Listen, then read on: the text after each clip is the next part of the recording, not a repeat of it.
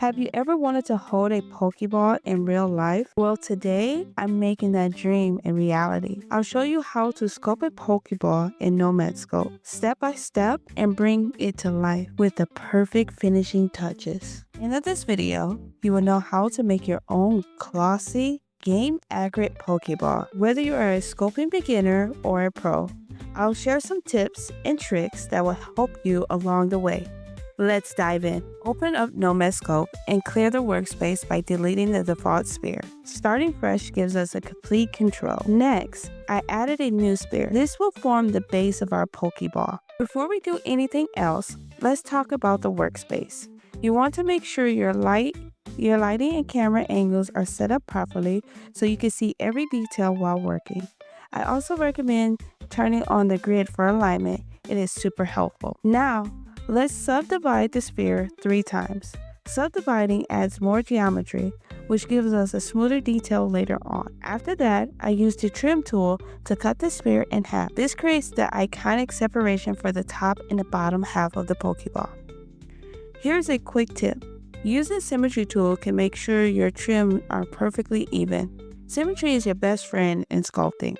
Next, we're adding the back belt that wraps around the Pokeball. To do this, I created another sphere and painted it black first. Then, I scaled it down until it fits snugly between the top and bottom halves of the Pokeball. This part took a couple of tries because aligning it perfectly can be tricky.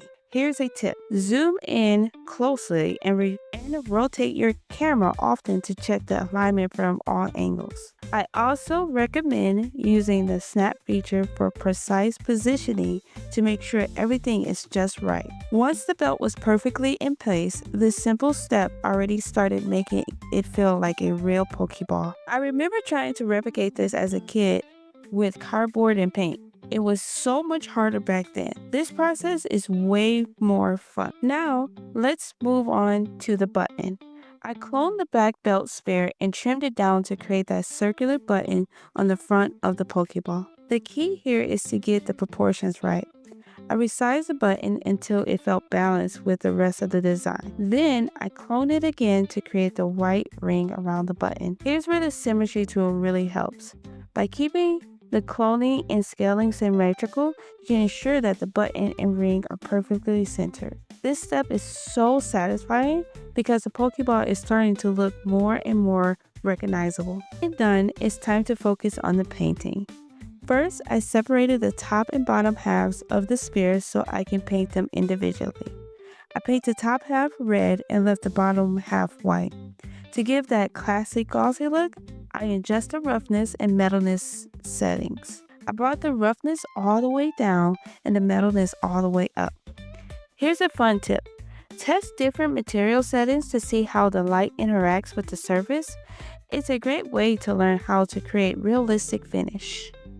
What other materials or textures would you try on a Pokeball? Maybe a matte finish or a chrome look?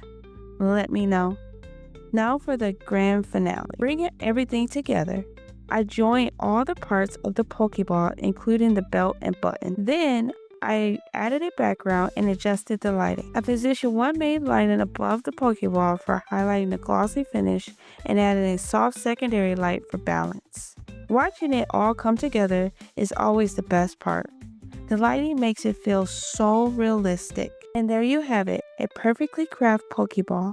We started with a basic sphere, adding details like the belt and the button, and finishing with a glossy, game-accurate look. The real question is, what Pokemon would you catch with this Pokeball?